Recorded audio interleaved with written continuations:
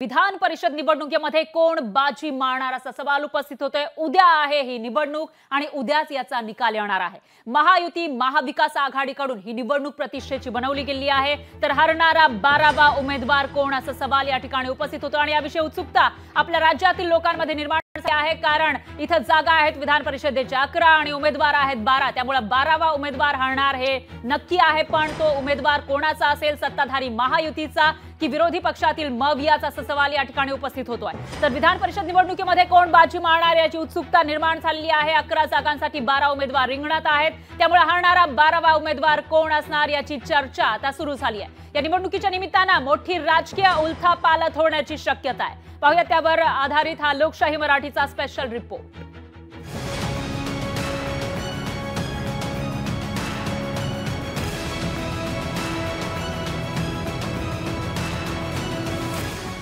विधान परिषद निवडणुकीत कोण मारणार बाजी?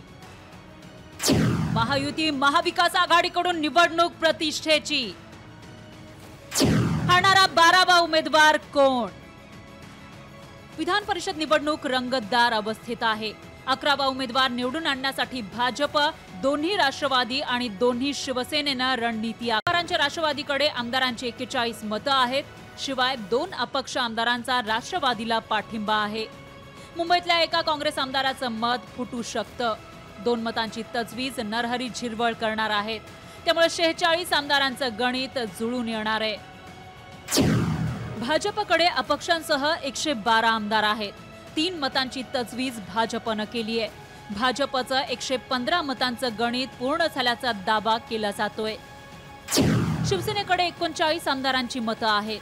10 अपक्षांचा शिवसेनेला पाठिंबा आहे। शिवसेनेची 46 मतांची जुळवाजुळव झाली आहे। शिवसेनेकडे 3 मतं अतिरिक्त आहेत। काँग्रेसच्या प्रज्ञा सातव यांना 23 मतांची गरज आहे। काँग्रेसनं सातव यांना 27 मतांचा कोटा ठेवलाय। काँग्रेसकडे 10 मतं अतिरिक्त आहेत। शिवसेना युबीटीकडे 15 आमदार आहेत। काँग्रेसची 10 अतिरिक्त मतं मिलिंद नार्वेकरांना मिळू शकतात। मिलिंद नार्वेकरांची मतांची सोय झालेली आहे। राष्ट्रवादी शरदचंद्र पवार पक्षाकडे आमदारांची 12 मतं आहेत। शरद पवारांच्या पक्षाला 1 अपक्ष आमदाराचा पाठिंबा आहे। 10 आमदारांच्या मतांची सोय शेकापचे जयंत पाटलांना करावी लागणार आहे। शेकापचे जयंत पाटील सहज निवडून येतील असा विश्वास शरद पवारांच्या पक्षाचे प्रदेशाध्यक्ष जयंत पाटलांनी केलाय। निवडणूक आहे, निवडणुकीच्या प्रचाराचा भाग आहे, बघू आपण काय होतं ते। शेकाप नेते जयंत पाटलांचा पराभव निश्चित आहे। जयंत भाईंचा पराभव म्हणजे शरद पवारांचा पराभव असल्याचा टोला राष्ट्रवादीने लगावलाय। आता राष्ट्रवादी काँग्रेस पार्टी शरदचंद्रजी पवार या गटाने शेतकरी कामगार पक्षाच्या जयंत पाटील यांना समर्थन दिलेलं आहे, त्यामुळे उद्या त्यांचा पराभव झाला तर तो राष्ट्रवादी काँग्रेस पक्षाचाच पराभव झाला असं समजलं जाईल। निवडणुकीसाठी काँग्रेस निवांत वाटतीये। उद्या कोणाची विकेट जाते असं पहा सांगत मवियाकडे 3ही उमेदवार निवडून आणण्याचा प्लॅन तयार असल्याचे संकेत नाना पटोलेंनी दिलेत। उद्याचा दिवसच बाकी आहे, उद्याच समजेल कोणाचा विकेट जाणार आहे। त्यामुळे घोडेबाजार करणारी जे मानसिकतेचे लोक आहेत, सत्तेमध्ये बसलेले आहेत, त्या लोकांच्या अशाच भूमिका आपल्याला बाजूला पाहायला मिळतील आहे। त्यामुळे आज त्याच्यावरची चर्चा करणं बरोबर नाही। विधान परिषद निवडणुकीत सत्ताधारी आणि विरोधक किती पाण्यात आहेत ते निकालातून समजणार आहे।